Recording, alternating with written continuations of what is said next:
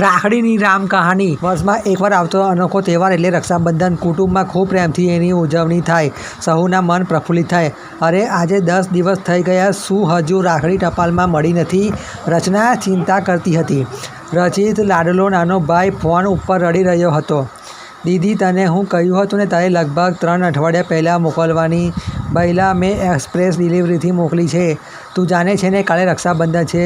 તું તો ન હોત ને તે સમજી શકાય, પણ રાખડી આવી જવી જોઈએ। ભાઈ અને બહેનની ફોન પર રકઝક અમોલ અને આરતી સાંભળી રહ્યા હતા। બંનેની આંખો વાસ કરી રહી હતી। આ બાળકોનો પ્રેમ શબ્દો દ્વારા વહી રહ્યો હતો, તેમના હૈયાને ભીંજવવા સફળ થયો। રક્ષાબંધને ભાઈ અને બહેનના નિર્મળ નિસ્વાર્થ પ્રેમનો સુંદર દિવસ। બહેન ભાઈની કલાઈ પર રાખડી બાંધી જીવનમાં નિર્ભયતાનો અહેસાસ માને।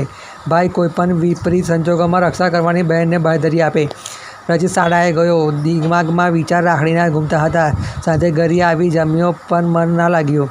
રચનાને ટ્રેસિંગ નંબર મેળવી ઇન્વેસ્ટિગેશન કર્યું। રાતના 9 થી 10 સુધીમાં મળી જશે એવા સમાચાર સાંભળી ગયા અને રાજી થઈ ગયો। રચિત મમ્મી અને પપ્પાને દીદીની બેદરકારી બદલ ફરિયાદ કરી રહ્યો હતો। અમોલ અને આરતી શાંતિ રાખી તેની ફરિયાદને દાદ આપી રહ્યા હતા। કંઈ પણ બોલવું ઉચિત ન લાગ્યું। જો પ્રતિભાવ બતાવે તો રુચિત ઉશ્કેરાય। બીજા દિવસે ગણિતની પરીક્ષા હતી। રુચિતને મન ગણિત એટલે ડબ્બા હાથનો ખેલ। વધારે કોઈપણ જાતની લમણાજી કર્યા વગર સૂવા ગયો। અંતર મનમાં રાખડીની વાત ગુમરાતી હતી, પણ બોલીને શું ફાયદો? દીદીની સાથે થોડા દિવસ અબોલા લેવાનો મનોમન નિર્ણય કરી સૂઈ ગયો।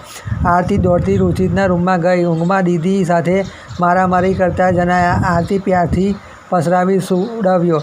રાતના 10:30 વાગે ઘરની બેલ વાગી। મોડી રાત હતી, તેથી અમોલ અને આરતી દરવાજો ખોલવા ગયા। સામે દેખાયા ડિલિવરી કરવાવાળો માણસ। સવારે રચિતના મુખ પર આનંદ વરસાશે એ વિચારે બંને પતિ પત્ની શાંતિથી સૂવા ગયા।